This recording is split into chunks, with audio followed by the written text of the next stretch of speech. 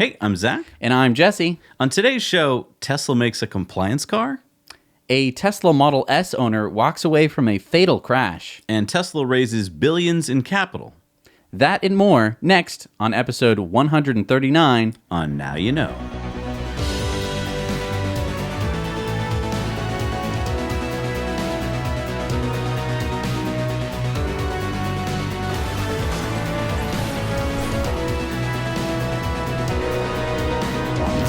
Brought to you as always by, our amazingly wonderful patrons.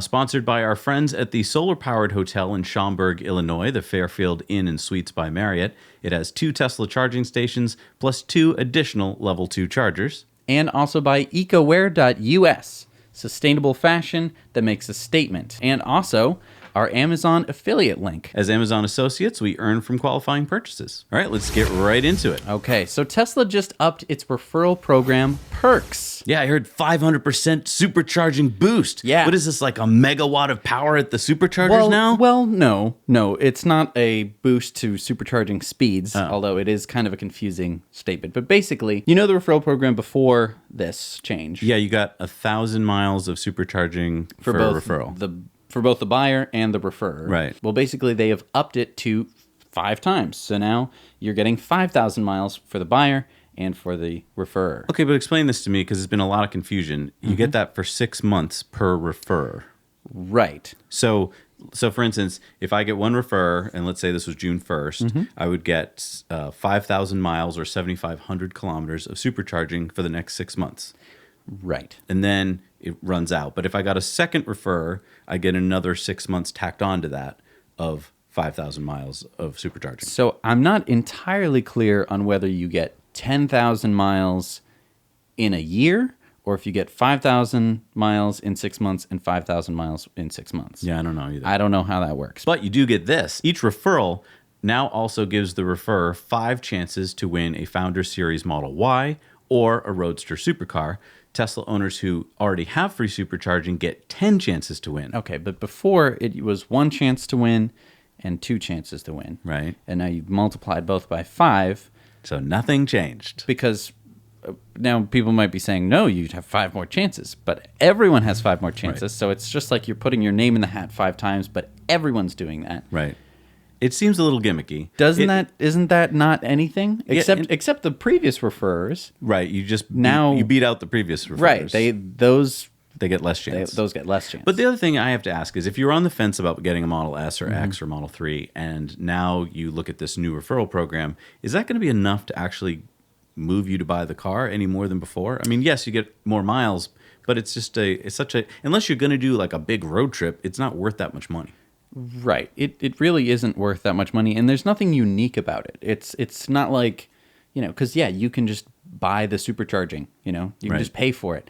It's not like something that you'd get that no one else would have, right? Right. As long as you drive a Tesla, you have supercharging. Now, I think it's important every now and then to do an ICE criminal update. Talking about Dr. Freeze or something? What are we talking about? Well, ICE criminals? No, I'm talking about the internal combustion engine big auto cars, right? Okay. We've heard about VW, right? But there's... Right, the Dieselgate scandal. Right. Right. But I think let's just report here on all the different criminal updates that are going on. So Okay. the U.S. Department of Justice opened a criminal investigation into Ford Motor Company's emissions certification process and whether its vehicles have worse gas mileage and emit more pollutants than car, truck, and SUV labels actually reveal. This is going back to 2017 models. So that's Ford. They're Okay. under criminal And that's a investigation. criminal investigation? Yep. Okay. So we got FCA, which is Fiat Chrysler Automobiles. They're also under investigation into alleged diesel cheating.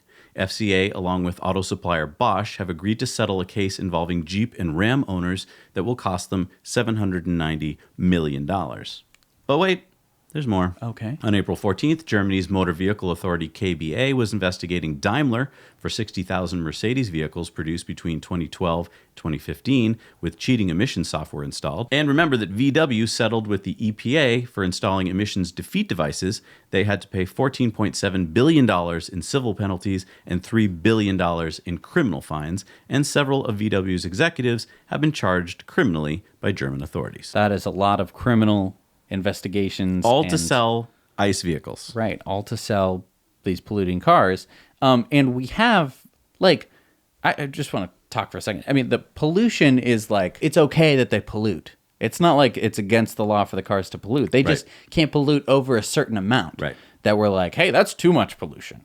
Right. Which is kind of crazy. It is crazy. But they did it so much that they're under criminal investigation. Right. And it's funny that we don't, this doesn't get brought up in discussions where we're talking about SEC investigations about Tesla, where there might be, a couple $1 million in fines, but nothing in the $13 billion region of like criminal stuff. So Gig Car Share is the U.S.'s largest all-electric car fleet with 260 Chevy Bolts. Gig Car is an all-electric car sharing network, and it just rolled out in Sacramento, California. Yeah, so we have our reporter, Alex from E4Electric. He's in Sacramento. I figured let's have him covered for us. Awesome. Hey, Zach and Jesse, this is Alex with E4Electric. I'm here in downtown Sacramento where Gig Car Share just launched the largest all-electric car sharing fleet. And it's sort of a joint venture, if you will. It's being launched by AAA of Northern California, believe it or not. They don't just hand out free paper maps anymore. They're kind of part of the future. In Electrify America, now you know Electrify America because they are launching the fast charging network here in the United States, kind of an alternative to Tesla. You can charge up to 350 kilowatts in some of their stations, and they promise to have over 500 of them around the US. There's also Electrify Canada. So they're the ones who made sure that their fleet here, the Gigs fleet here in Sacramento, is all electric. Now, so what is the Electrify America involvement with the AAA and the Gig share service? So we're supporting all these services by helping them secure the assets, the actual electric cars themselves. But more importantly, these services will be impossible to operate unless you had a really robust infrastructure network for EV charging. Let's say I live here in Sacramento or in a city where you guys are going to expand to, and I want to get one. What is the process? Well, it's really easy. So this is all an app-based service. You download the Gig app. And so far, over 20,000 Sacramento residents have already done so. We were hoping for 10,000 by today, but we are at 20,000. So we're really excited that the city is excited. But basically, you just download the app on your phone, log in with your driver's license and information, and you can go find a car. I've downloaded this app earlier today, and it was really simple to use, but come to find out that my production assistant, Michael, has been using this service for the last week, and he was pretty happy about it. Yeah, I used it a couple of days ago. My car broke down, and I had to go to school. I'm a full-time student as well, and I needed a car to go to school because I can't miss class, and so I just looked on the app, found a Gig car that was near me, and my school even has public free charging, so I was able to charge the car at school for free and park it for free, and it helped me out through my day, and it wasn't even too expensive. Obviously, this is just the beginning, and they are going to be expanding this to other markets, and I'm looking forward to that. Since I live here in Sacramento, I will definitely keep my eye on the progress and report right back to you about all of the exciting stuff that's happening with Gig Car Share. All right, guys, I will see you next time, and remember to stay charged. Thank you, Alex. That's so awesome that you're able to cover this for us. We really appreciate it. If you guys are interested in everything to do with electric, go to E4Electric and check out Alex's awesome YouTube channel. Now, what's cool about Gig Car is that membership is free.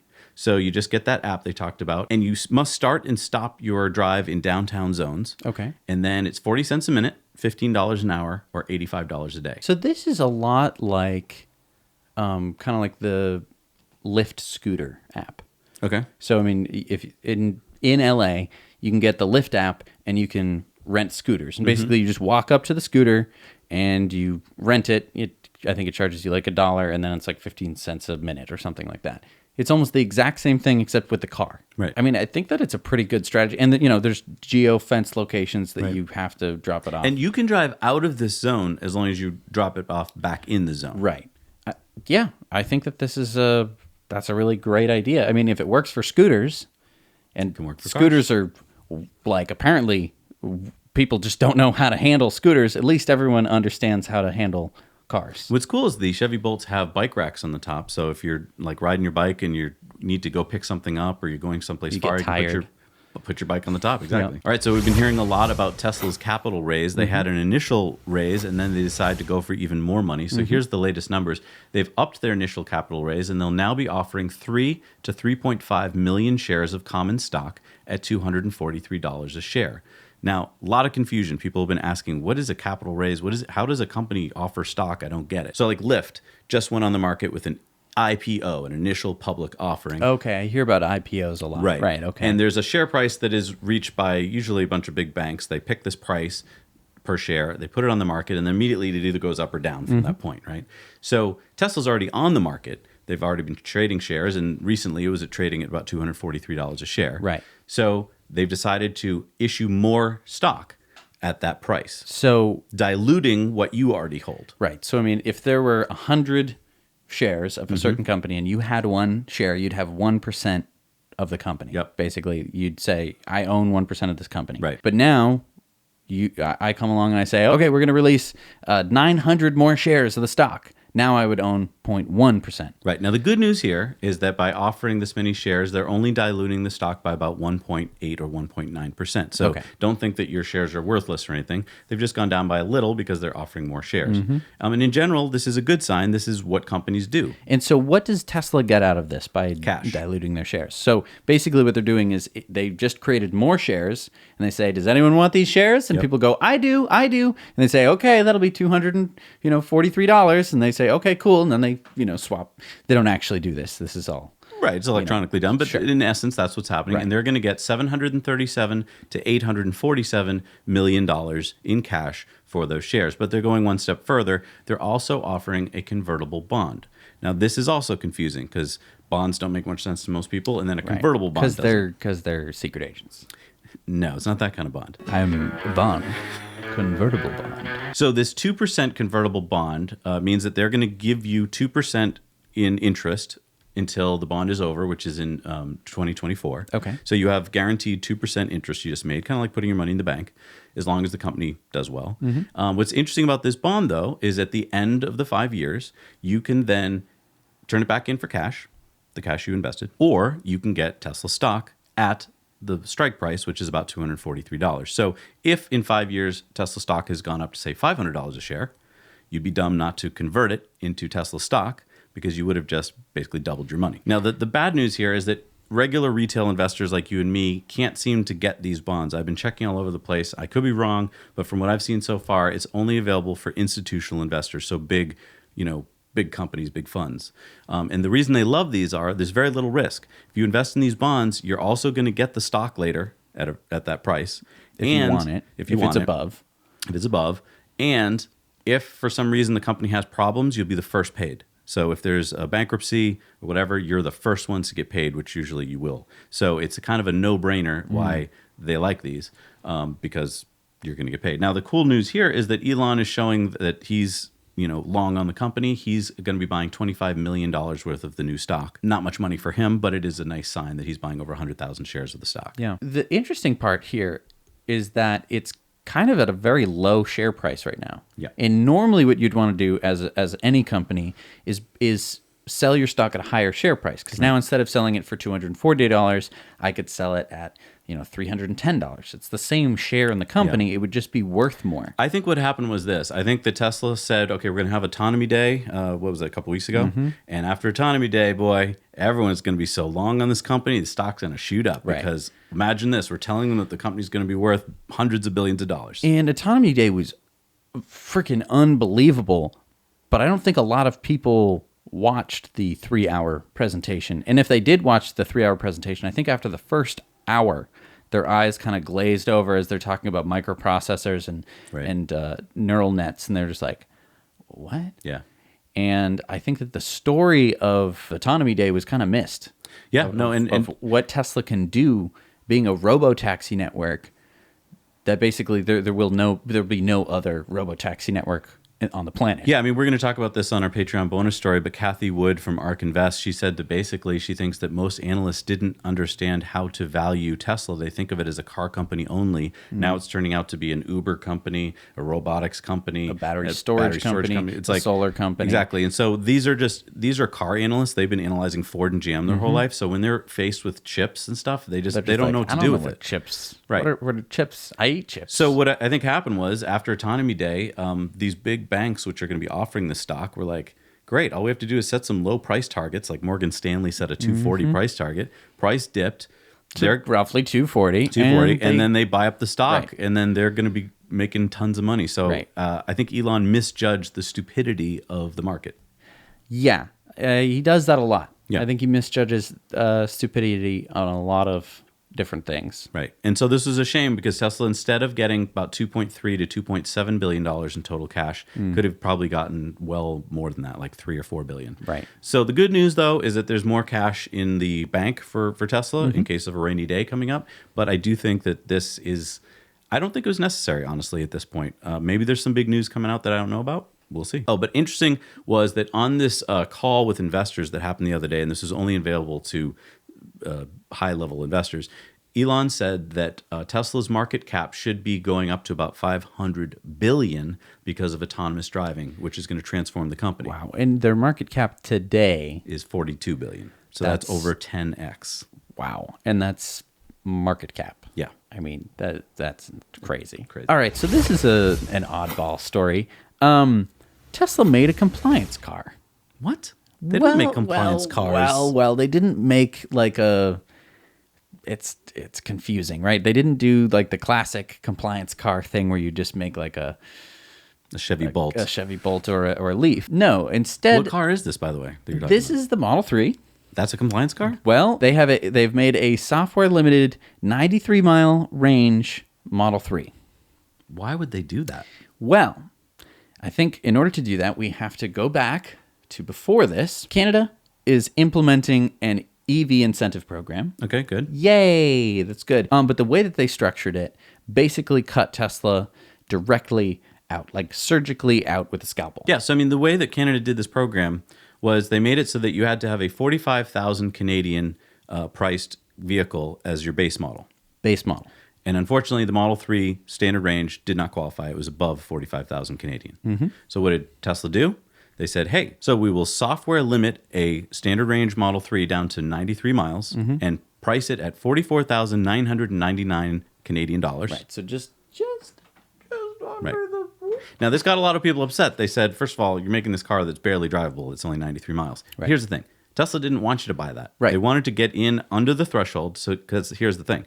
Canada said, once you've got a base model at that price, you can then sell other variants of that model up to 55,000 Canadian dollars. Which would allow the standard range plus to be sold in Canada with the $5,000 Canadian dollar incentive. Right. Which is exactly what they did. And so people might be saying, well, why did they limit the range so much? It's because Tesla does not want you to buy that car. Correct. In fact, and they said that they will not allow you to update, they will not allow you to software unlock the range. Right. Because the difference would basically be, it's $2,000 that they scrimped off the bottom of their base price. And you might be saying, well, why didn't they proportionally lower the range? Because they don't can't want- sell that car Right. at a profit. So what they're going to do is limit the range to a point where it's like, it's not even worth me buying it, right? Because 93 miles, as I can tell you, is not enough range, No. especially in Canada where it gets really cold. Right. And that way, for just a little bit more, you can get yourself into a standard range plus. Right. So the whole point, it was not this compliance car. This is just to get it so that Tesla can sell their car with the incentive. It was just for Canadians to get the incentive. And here's the thing. I mean, most car companies would have just ignored this program altogether, but Tesla really cared and did what they could to get into the program. Well, other car companies they're like, oh, perfect. This works perfectly for my compliance cars that I have already made. Right. That have already pretty low ranges and don't cost as much as the Tesla Model 3 standard range plus. Right. So, I mean, there's been a lot of back and forth on Canadian forums about this because people are upset at Tesla for some reason. Like, oh, why are you making such a crappy car? Don't buy it. That car is not for you. Right, exactly. That car is not for anybody. Right. You don't buy that car. That car is for the government. Exactly. It was already a really sleazy regulation. Right. It was this already thing. It was like, all right, so everybody can get the thing except for Tesla. Screw you guys. And then Tesla was like, actually, screw you. And they're like, oh, well, we wrote the law. That was your Canadian official. That's how Canadians talk. So this is footage from a tunnel in Barcelona, Spain, where a horrible, deadly crash took place. As you can see here, the station wagon drifts over into the oncoming traffic, nails one car, then bounces into a Tesla, then gets battered over to the side. That driver, 53-year-old driver, ended up dead. But the driver in the Tesla, as you can see here, gets out of his car and walks away. And look at these pictures of the decimated cars afterwards. This is the difference between I mean, this is a direct head-to-head comparison. I'm sad to say that it is a true head-to-head comparison. It shows you the difference between a Tesla and a regular ICE car. Yeah, because you may be new to this channel. You may not realize the Tesla Model S is the second most safe car in the world. It's 5-star plus on every category. All three of the Teslas, the 3, the S, and the X, are the safest cars on the road. Right. The 3 is the safest. The Model S is the second safest, and the Model X is the third safest. And yeah, this is the difference between Life and death. life and death. I am pretty sure that the guy who got out of his Model S was like, thank God I bought that thing. Yeah. Because without it, he'd be dead. Yeah. And there's nothing he could have done. This wasn't one of those things where if he had just been more vigilant. I mean, this was in a tunnel. There's nowhere to go. And he was already nailed from a second car. So, I mean, that was going to happen. Right. And no matter what he did. So all that was left was the car to save him. And it did. So a feature that, if it was in the station wagon, would have saved that guy's life. Lane departure avoidance. So this is a new feature that is going to go into Teslas. Okay. So unfortunately, it was not going to go into that station wagon. But it is a new over-the-air update, which will be going into all Tesla vehicles that were built after October 2016. I'm a little confused by it. Yes. So this is... Explain, like, I'm going to read what Tesla says. Yes. And then you try and help me. So lane departure avoidance lets a driver elect to have corrective steering applied in order to keep them in their intended lane. When the feature is in use and a driver is departing a lane without their turn signal on, the car will also check to see whether a driver's hands are on the wheel. If a driver's hands are not detected on the wheel, the driver will receive a series of hands-on reminders and alerts similar to the ones that our cars provide to customers who use autopilot. If a driver's hands are repeatedly not detected on the wheel when traffic-aware cruise control is in use, their car will gradually slow down to 15 miles below the speed limit or below the car's set speed and turn its hazard lights on. This feature can be turned on and off and works at speeds between 25 miles and 90 miles an hour, is an extension of lane departure warning, which already warns drivers through a steering wheel vibration if they begin to drift out of their lane without their turn signal engaged. Don't we already have this? Well, no. What we have right now is that if you're driving manually and you are drifting out of your lane, you can already have lane departure warning turned on and you'd feel a vibration in the wheel. Okay, so what does this new thing do? So lane departure avoidance will actually move the wheel for you if it detects that there's no hand movements. So basically, I guess, and when traffic-aware cruise control is on. Okay. This is very confusing. It is confusing. So traffic-aware cruise control, for those of you who don't know, is kind of like a middle step between you driving and full autopilot. It's where you are in control of the wheel, but it is in control of the pedals. Basically. Oh, it's like a smart speed control. Right. Smart cruise control.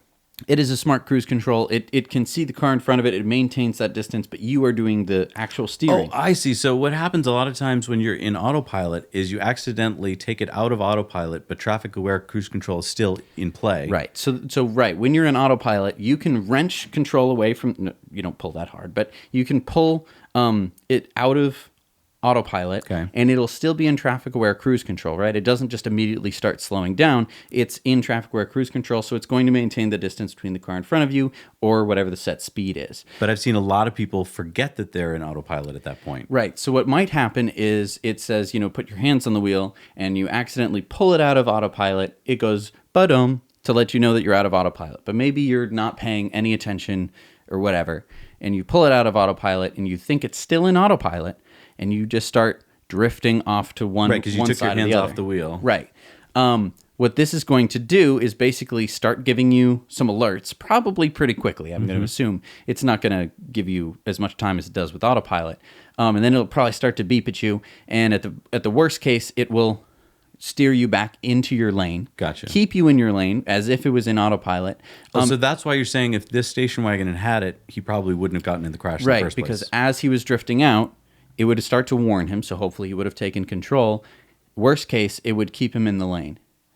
Autopilot already knows how to keep people in the lane very well. Right. So it's basically just turning on autopilot again, and then warning you. And then if you're not responding, it's going to, because it'll be blaring some loud sounds, and it's going to assume that you are incapacitated, and it's going to slow down to a safe speed. Now, there's this second feature which is coming out soon called Emergency Lane Departure Avoidance. And when I first read it, I thought it meant emergency lane, as one term, as if, on the right side of the road is the emergency Or the breakdown lane, right. But it doesn't mean that. It means emergency lane departure avoidance. So explain what this is. So this is different. It works when the car doesn't have traffic aware cruise control on or autopilot. Emergency lane departure avoidance is designed to steer a Tesla vehicle back into the driving lane if our systems detect that it is departing its lane and there could be a collision, or if the car is close to the edge of the road. This feature will automatically be enabled at the beginning of every drive, but can be turned off for a single drive by going to the autopilot controls menu. Okay,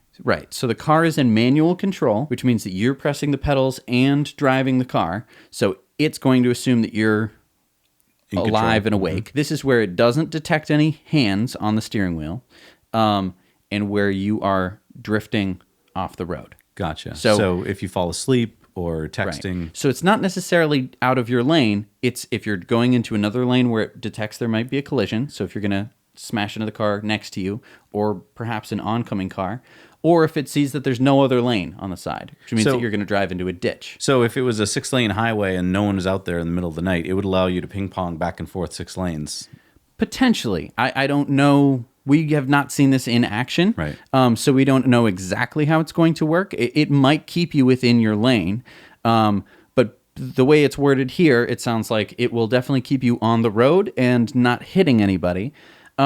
Now, the chances of this happening, right? You're in manual mode, which means that you're doing the pedal work. You'd have to be driving and then move your attention somewhere else, including your hands. So maybe you're sitting there driving and then I'm texting.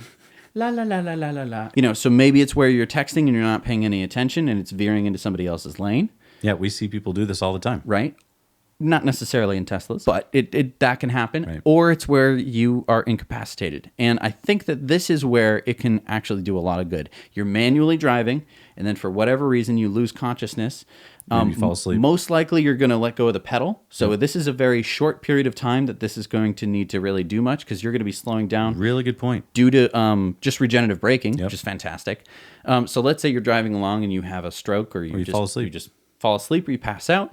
You let go of the steering wheel because you're asleep, and you've stopped giving any pedal input. The car is already going to be slowing down, and it's going to and beeping at you, and it'll be beeping at you, right? And it'll be staying on the road, which is going to keep you alive and keeping you from killing somebody else. Yeah. That's so huge, and I think that's why they make it so hard to turn off, right? Because it's a feature that should be on all the time. Exactly. Yeah. And this is only for cars built after October 2016 that have AP hardware 2 and above. Every month, Jesse and I do a live stream for our Patreons. We do question and answers. We're going to be holding this one on Saturday, May 11th at noon Eastern Daylight Time. So please join us for that. You can get to join us for that if you're a Patreon at the $8 and above level. So go over to Patreon, sign up for that, and we'll see you there. Yep. Put it on your calendars. Don't forget. It's a live stream. All right, it's time for the lightning round. Here we go. So ARK Invest, they are headed up by Kathy Wood, who is their CIO and CFO and CEO and just about everything there. According to a paper they published last week by their ARK Invest analyst, Mark Wang, they came up with this cool fact. Tesla is 4 years ahead of the competition in terms of self-driving chips. Here we see a graph with Tesla's full self-driving version 1 production chip. Came out in April and is in all cars being produced since then. Yep. And we see NVIDIA's Orin chip, which should be validated in 2023. So what's interesting here is that the Orin chip is slated to come out in 2021, which would be a very fast chip, except that it's going to take about 2 years to validate it. Right. And so that would mean it wouldn't be ready till 2023. And by that time, we heard from Elon that Tesla should have its next generation chip. Right. So basically, Tesla has leapfrogged even the best competitor, which would be NVIDIA. So there's been no official announcement from Kia, but the Kia Niro EV now appears to be on sale in the US. Tom Maloney from Inside EVs said that on April 26th, a buyer in Maryland was able to find one, and now it has popped up at dealers in California and Georgia. Now, the funny thing here is that Kia said it would only be available in California and the 9 other ZEV states, like Massachusetts. We don't know its official price range, but we think that it's going to start at $37,000, and it should have an EP range of around 240 miles. it's a fairly decent car. I mean, Yeah, but why not announce it? Why not say, hello, America, Right. here we are? it's because they don't want to sell it. Most likely they're losing money on every one of the cars. And I think they're going to scare their dealers if they make their dealers have to advertise it. Because you would go down to a dealer and be like, oh, I want to buy your EV. And they'd be like, please don't buy it. Please, we make Please. our money off Buy something else. the gas cars. Right. Greta Thunberg, the 16-year-old Swedish resident who has started Fridays for Future, she just tweeted out, honored to be on Time Magazine's list of the world's 100 most influential people. And she's been doing a fantastic job. So, Jesse, you're excited about this one. Oh, yes. Tesla just filed for a patent for a tinted/lighted glass patent. So what is that? So basically, it's a glass that you can tint and untint electronically. Okay, but we've seen that before. That's nothing new. Well, you can also light your car with it. Oh, wait, so the whole sunroof could become a light? Yes.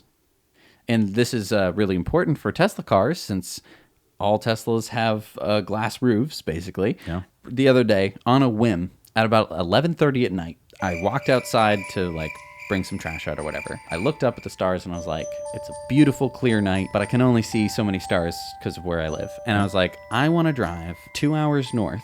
At 11:30 At 11:30 at night, I drove 2 hours north to Lincoln, New Hampshire, just to look at the stars. And it was great with autopilot, nobody on the roads. But basically when I got there, went out, got out of the car, looked up at the stars. Beautiful, amazing. If I had had this patented technology where I could untint my glass roof. Oh, yeah. Because it's tinted, I can't see the stars through it. Right. And I could just sit there and go and just enjoy the stars while in the comfort of my car. I don't know. I really want to get my roof untinted. All right, see the new Avengers movie? I have not watched any Marvel movies. I know a lot of people are going to be mad at me about it, but I don't. I just couldn't care. A big question out there is why there are engine noises as Tony Stark drives the new Audi e-tron GT in Marvel Studios' Avengers Endgame. So I understand it's a product placement, right? But doesn't Audi want its potential customers to understand that it's an electric car, not a nice car? I mean, here's what Lauren Angelo, the vice president of marketing at Audi America, said about the product statement. He said, since Tony Stark introduced the world to the iconic Audi R8 in 2008, Marvel fans have really embraced the brand. We're eager to introduce them now to the all-electric Audi e-tron SUV and expect an equally strong fan reaction to Tony Stark's new supercar, the all-electric Audi e-tron GT concept. Here's my thing. Audi must have seen the footage before it went to theaters, so they knew it had this sound. Why were they okay with it? Here's what I think happened. You have some people who are in charge of this department of getting an Audi into a Marvel movie. Okay. And they were like, okay, great. We got it in there. And then it came back to somewhere else in the company, some other department. And they went, whoa, you can't, wait a minute. Who told you to do that? And they were like, well, they said to use the Audi e-tron. They're like, whoa, can't we just replace it with something else?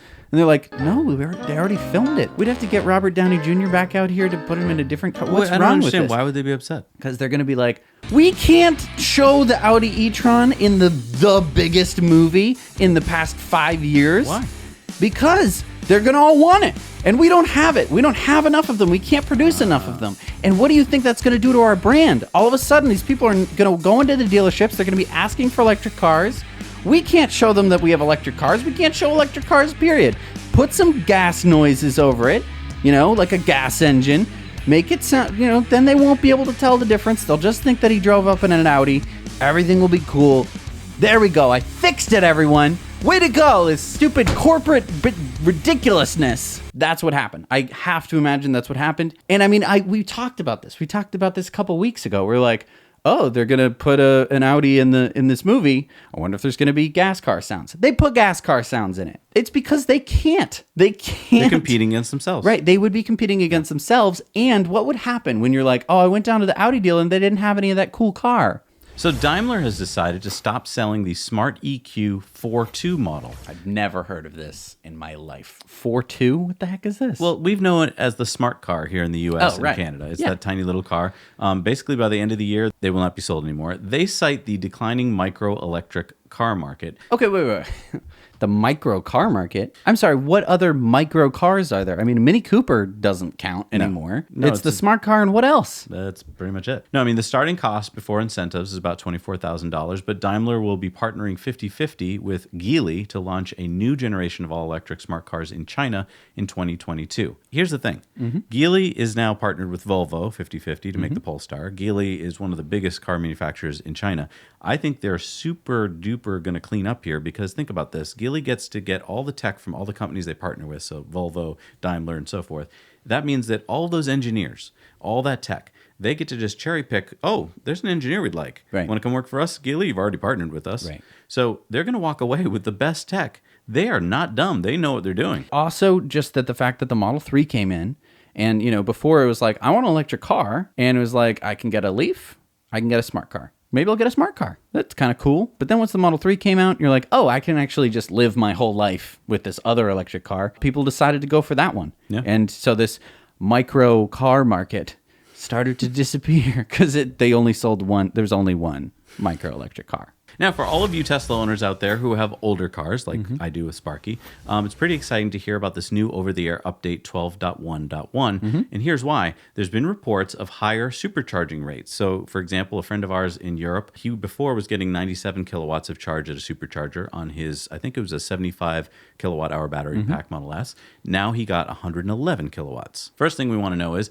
are you experiencing the same thing after you get the new update? So go out there, go to a supercharger, and find out what your charge rates are, and let us know about them. What's cool about this is that you're taking an older hardware car, and with the software update, you're able to get an additional 15% higher charge rate. That means a faster charge at a supercharger on old hardware. Right. I think that, a lot of people might be like, the difference between 97 and, 111 is like 14.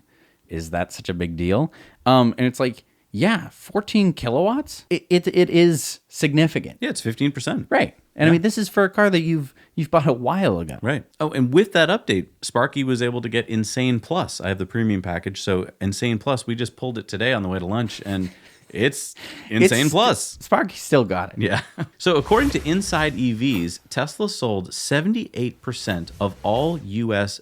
battery EVs in April. Wow. So that's 11,925 cars, which is 98% more than they did a year ago. Isn't that incredible? That is incredible. I mean, look at the breakdown here. You can see that most of it is Model 3. Model X is still pretty low, but it's up 2% from last year. Yep. And the Model S is down 34%. And I think because a lot of people who are like, oh, I want to buy a sedan electric car, now, instead of being like, well, I must buy the Model S since there is nothing else, can say, aha, I can buy a Model 3 for much cheaper. Right. Tesla also represents 56% of total plug-in sales in April. We're talking about plug-in hybrids. Tesla represents 56%. That's huge, okay? Because the thinking before this was that battery electrics were going to be this small minority of cars, and that everyone else was going to basically drive hybrids. Now we're seeing that battery electric vehicles, they're more compelling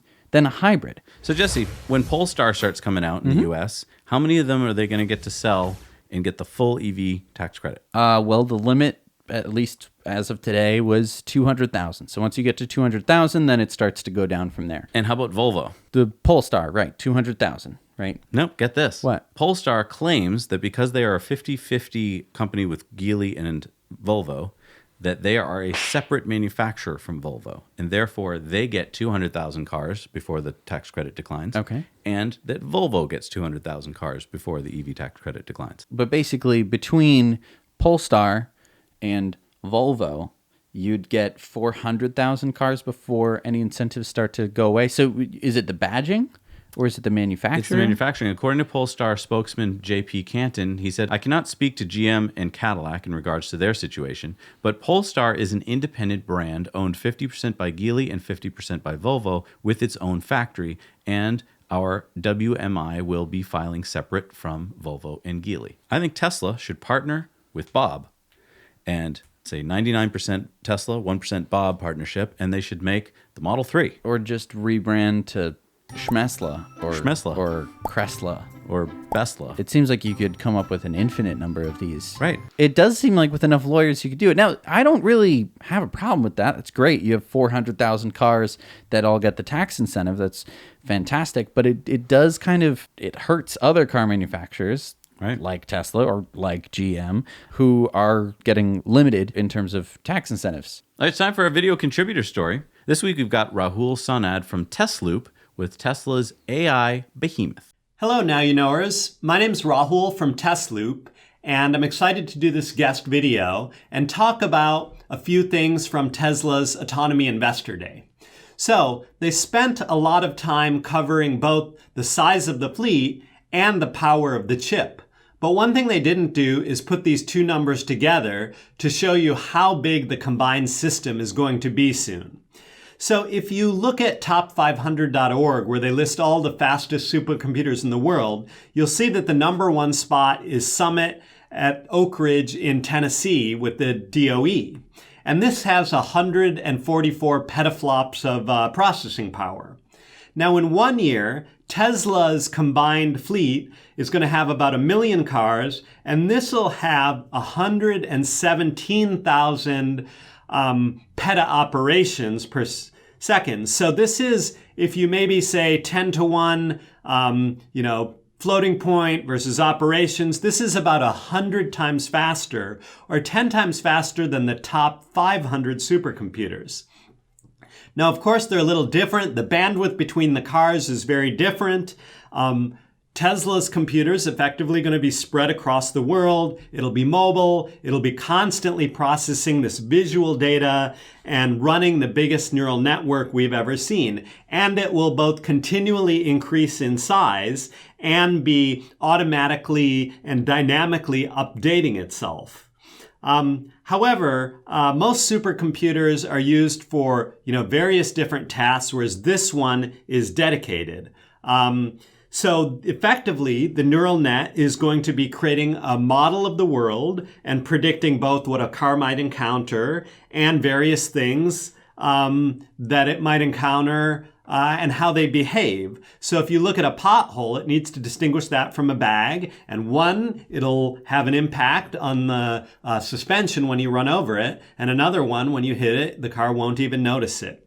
So if you compare this to NOAA's weather computer, it got a 50% upgrade over 3 years, whereas Tesla's computer is going from 5,000 operations this year to 120,000 a year from now. So that's a 20x increase. It'll then double, do 4x, double again. So this is really unprecedented. And this is what Elon describes as an exponential rate that's very difficult to wrap one's mind around it.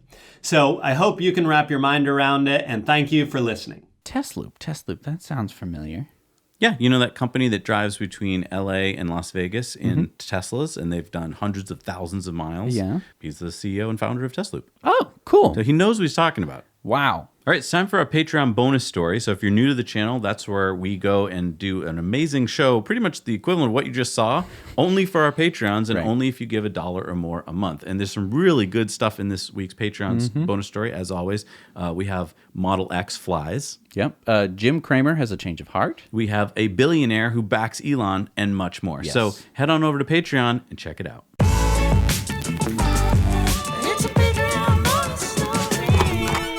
All right, we're back from our Patreon bonus stories. That was a load of fun. We do just let down our guard more, don't we? And we just really rip into some Guard's stuff. coming right back up, not telling you anything. And I'm just kidding. No, but it is nice to know that there aren't just those internet randos out there who are just going to be like, what are you guys talking about? Let's do some shout outs. We have some Patrons who need shout outs. Yeah. All right, we've got Patrick Corman, We have Kenneth Moore, Larry Washam, Petter Engersend, Drew Jones, Kyle Noose, Christopher Schreier, Cal Schrottenbohr, Jake Pusey, Ranjan Pillai, Adrian Libert, and Marius. Thank you so much, guys. You keep this show going. All right, it's time for Elon's tweets of the week. We had so many. There's just a bazillion this week. This one was changing Tesla horn sound to A goat. a goat? I don't think he's actually going to do it. I don't know if the SEC is going to attack him for it, but we'll see. Then Elon said, as mentioned before, Tesla full self-driving option price will increase after May 1st. You can order at Tesla.com. And he's talking about the fact that they've upped the full self-driving price by $1,000. I think this is really good news. Demand's going up for full self-driving. Why do you think that is? I think Autonomy Day had a big thing to do with it. I think, for the longest time, full self-driving, it was like, and there'll be full self-driving, period. End of discussion. That was it. Now we get to see the chip. We get to see how it works. We get to see all this stuff. I think that some people are being like, I need to get on full self-driving. All right, this tweet says, more photos from Falcon 9's 40th successful launch from Pad 40 in Florida and 39th first stage rocket booster landing to date. Put that in perspective for a second. 40 launches, 39 landings. Like, that's incredible, and we don't even think it's incredible anymore. It's just become part of our it's like, rockets, that's what they do. I know people are like, you don't watch the SpaceX launch? And I'm like, I don't know. I have other things to be doing than watching a giant rocket the size of a 10-story building land on a floating drone ship in the middle of the ocean. I don't know if I really... And do I have time for that? I have such a busy schedule. And then this tweet about, some disses going back and forth between Warren Buffett and Elon Musk. Warren Buffett said on CNBC he knocks Elon Musk's plan for Tesla to sell insurance, saying it's not an easy business. Elon then said, Margaritaville is one of my favorite songs. Jimmy Buffett, Warren Buffett. Yeah. I think so that's he's dissing him. Hang on. Okay. Hang on. Insurance is not an easy business. Because I'm sorry. A rocket company is such an easy business. Oh, that's easy. And an electric car company, practically the first electric car company ever, that's an easy business. Yeah, it's nothing. He can't handle insurance. No, that's complicated. You need a gecko. You need some cavemen. Yeah. You need what? Yeah, well, this is why. I mean, Warren Buffett, 1/3 of his Berkshire Hathaway holdings is in insurance companies. So I think this is a shot across the bow at Elon being like, hey, I make my money off insurance. Get away from it. Step back. It's not an easy business, Elon. Yes, it is. Yes, it is. You give me a bunch of money, and then if you wreck your car, I'll give you a little bit. a teeny bit back.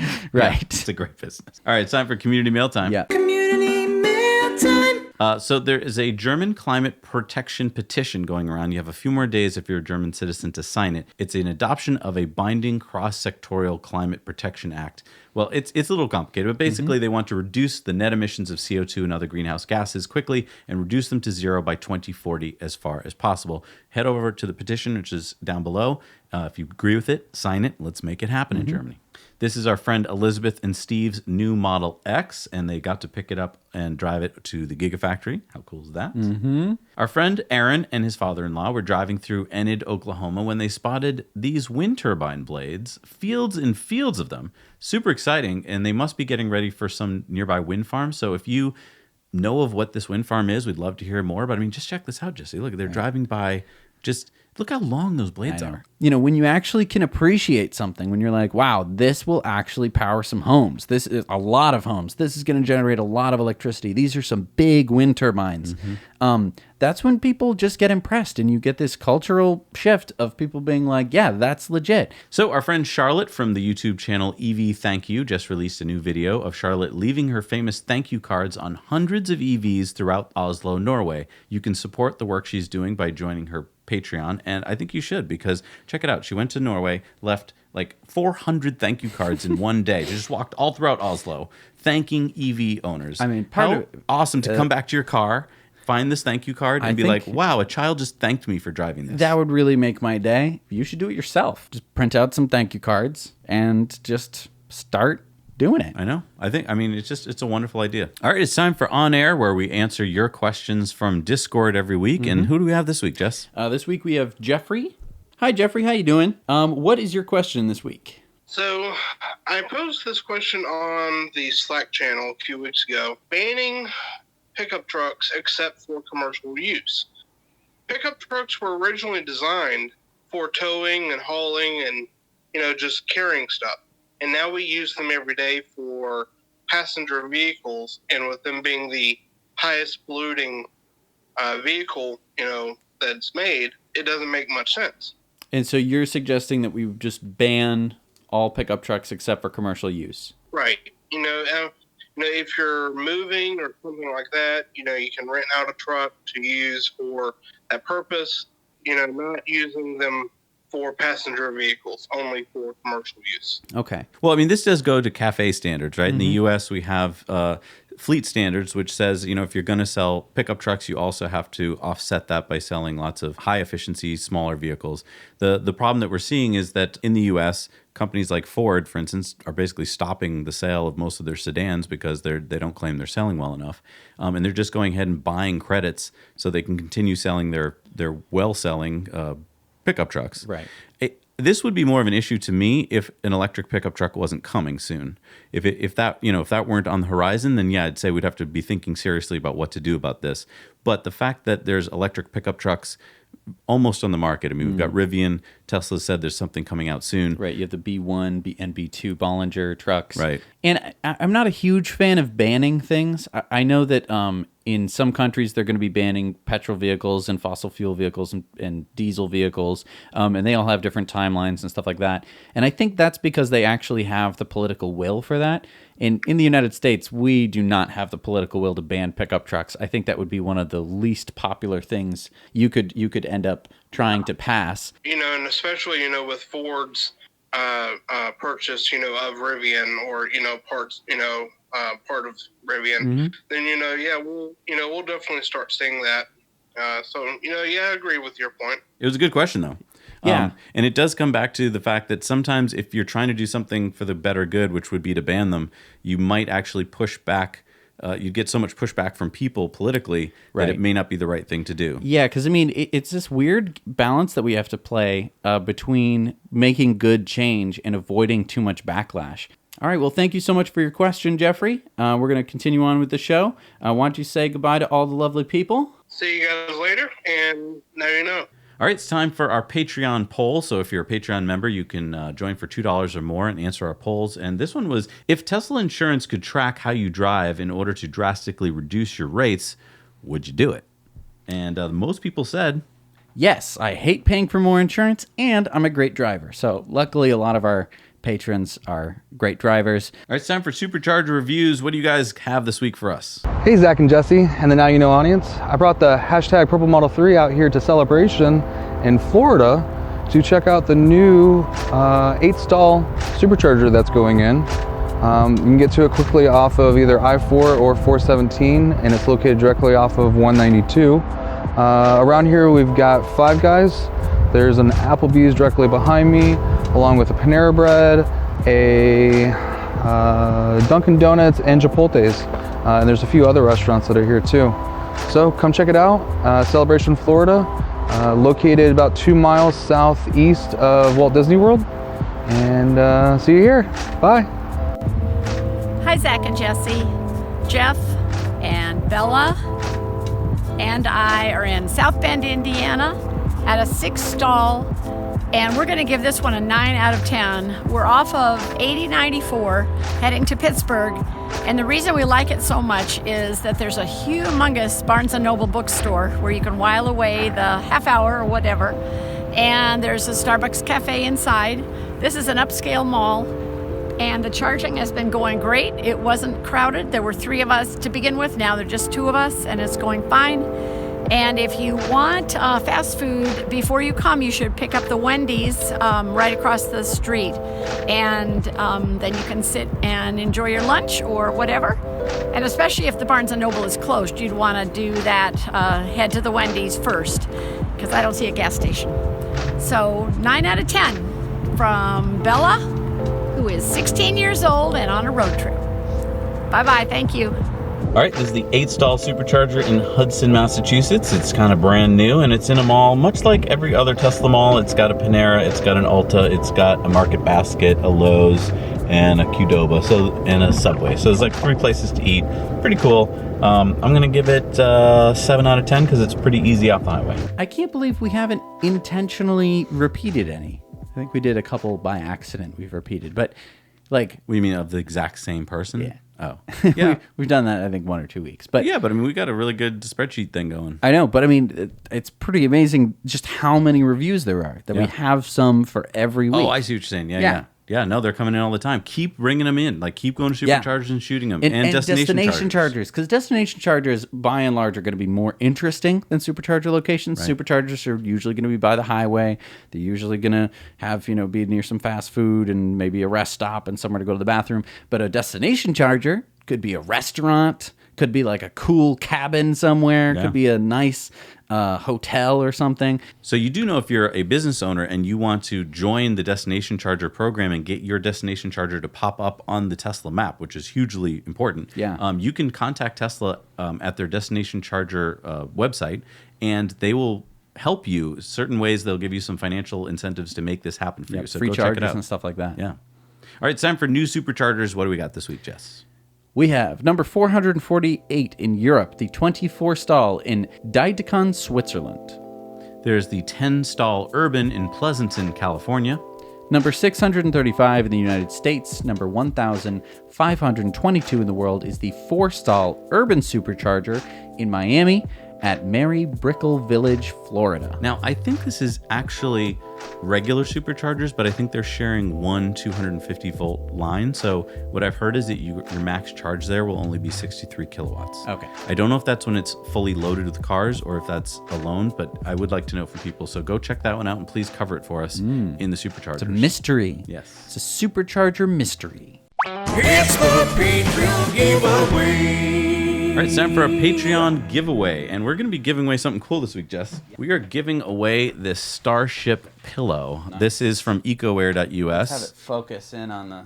Yeah, and so we've got these available on ecoware.us. These are designed with solar energy. They're completely carbon offset from production to delivery to the end of your life of your garment or your product. And you'll help support the show and spread the word. So which Patreon is going to win this awesome pillow? I think this would look good in the back of the car. Don't you? Ooh, you know? Back of the car. I wasn't even thinking about that. Yeah, when you're hanging out in the back of the car, a Supercharger. Who we got here? We have www.deathstarinspace.com.